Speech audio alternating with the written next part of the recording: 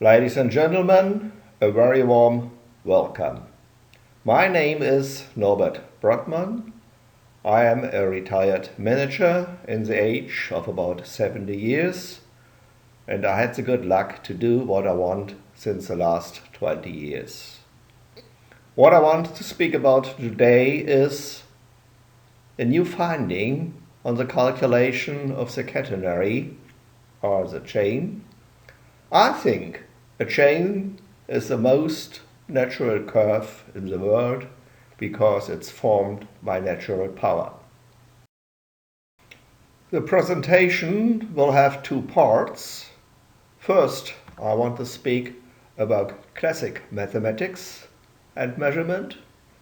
And in the second part, I will present my new findings, which simplify some problems we have in the classics. I already pointed out that a chain's shape is one of the most natural curves in the world. And if I say world, I mean world, because there is the same shape on Moon, on Venus, on Mars, or wherever you may go. The shape of a catenary is formed in the field of gravity by its own. However, there is no catenary in the field of weightness, for example, in a space station. I spoke to Dr. Ulf Merbold, who is a German ESA astronaut, having the experience of being 3 times in the orbit for several weeks. He suspects a chain lump at one of the both suspension points. As there is no external gravity field, the small gravity will be within the chain. And as the suspension point itself also has a gravity, there is an overlapping which will form this lump at one of the chain's ends. This will have a more stable constitution compared with the center of the chain. I think this is mystic. On one hand, we have an independence of gravity's value. On the other hand, we need this gravity to form the catenary. So, what influence does gravity have? Let's come back to a homogeneous gravity field. This field does not determine the final position or the silhouette shape of the chain, but the time it takes to take up a catenary from an undefined starting position. For example, the gravity acceleration on Moon is 1.6 compared with our Earth, it's 9.8. So on Moon it takes 2.4 times to form the same silhouette of the catenary. Let's have a look at both pictures of a chain. This is not only one chain, these are 2 chains forming the same catenary. The white one in the rear is a necklace.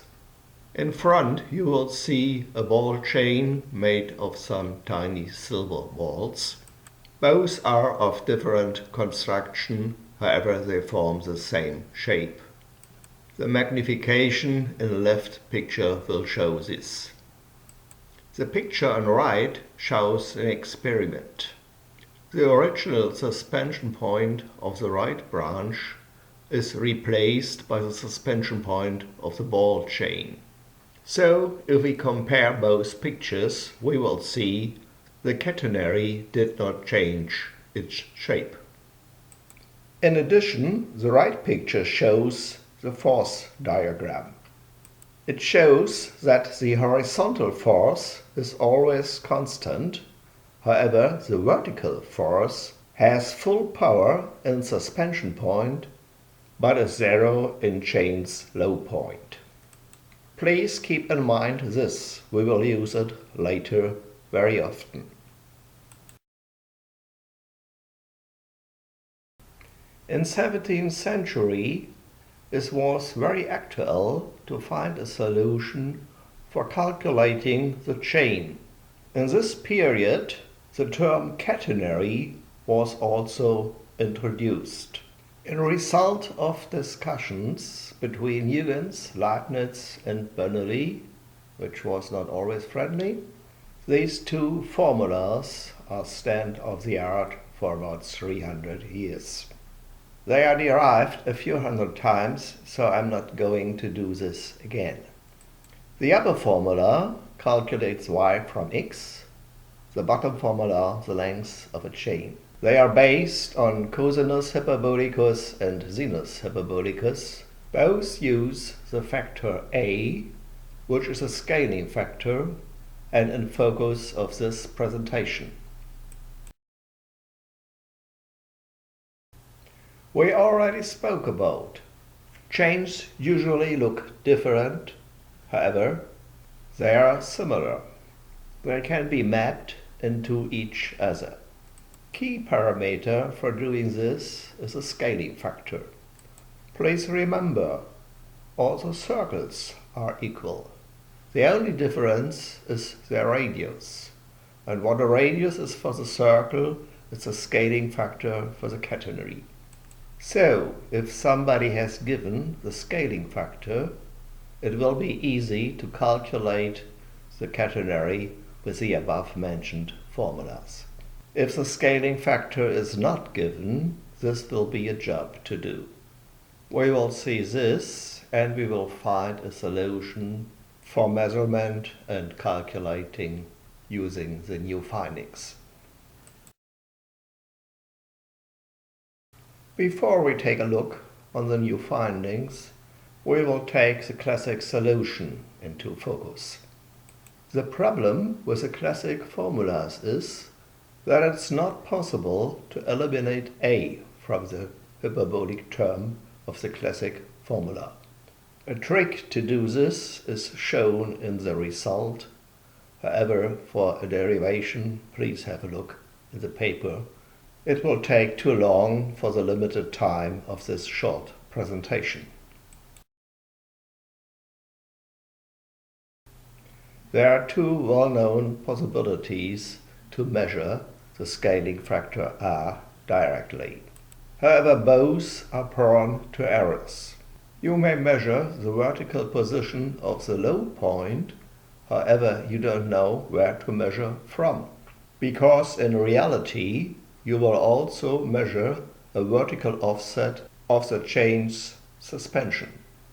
The other one is very theoretical also, because it's nearly impossible to fit a virtual nesting circle into a real hanging chain. Let's come to the new findings now. During part 2, we will use a few times these kind of simulations. To become familiar with, we will start with an example using a 45-degree suspension. It uses values that can be calculated very easy by hand. The scaling factor in this example is exactly 1. So here you can find a nesting circle also with a radius 1 and a low point position also 1. To get this performance, the vertical suspension is at 1.414, which is exactly square root 2. In the table right hand side you will find the parameters of this catenary, separately for its left and its right branch. A chain can be suspended symmetric or asymmetric. Both pictures show the same catenary, left hand side in the normal position for calculating classic. Right hand side is shifted down with a low point at 0 position. Please notice the chain has a real low point.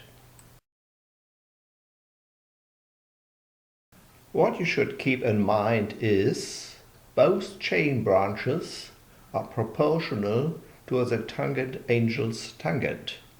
So if you measure the tangent in the suspension points, you will have the length ratio of each branch.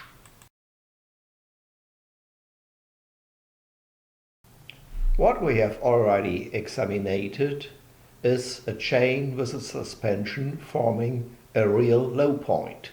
Here we have two examples of the same catenary, having two different lowest suspension, however both are lying over the real low point. So the low point is virtual and cannot be measured. All mathematics we have until now will fail. Sorry, the derivation of the following formulas cannot be presented here due to the limited time. So I can only show the milestones. For a full derivation, please see the paper.